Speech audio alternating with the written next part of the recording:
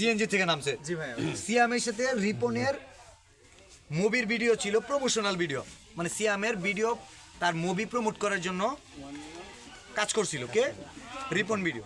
কারণ আমি বলতে পারি না যে সাকিব খানকে তুমি উদ্দেশ্য প্রণীতভাবে পরিকল্পিতভাবে ছোট করতে চাইতেছো। আমি বলতে পারি না তুমি সিয়ামের ম্যান। জি ভাই, এটা লজিক। অনেক কিছু চলে আসে না। আমি বলতে পারি না যে তুমি সাকিব খানের শত্রুপক্ষের কাছ থেকে টাকা খাইছো। অনেকগুলো কথা বলতে পারি। আমার কাছে মনে হয় কেন জানি কন্টেন্ট ক্রিয়েটর হাইপে আসতেছে।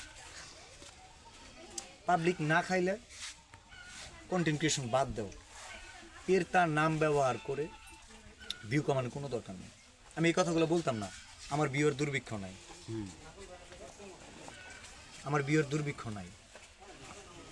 আমি যে জিনিসটা বলতে চাইতেছি, মানুষকে অপমান ছোট করে কেন কথা বলতে? যতদিন পর্যন্ত মানুষ ওই যে মৌমাছির এখানে ডেল না মারবে, ততদিন পর্যন্ত মৌমাছি মনে হয় কামড়ায় না। আমার যদি মনে হয় একদম কাছে থাকলেও কামড়াবে না। মনে হয় কামড়াবে না। মানে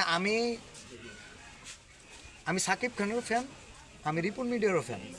আমি রিপন ভিডিও পছন্দ করি, সাকিব খানের মুভিও পছন্দ করি, এবং দুইজনই আমাদের দেশের জন্য অ্যাসেট।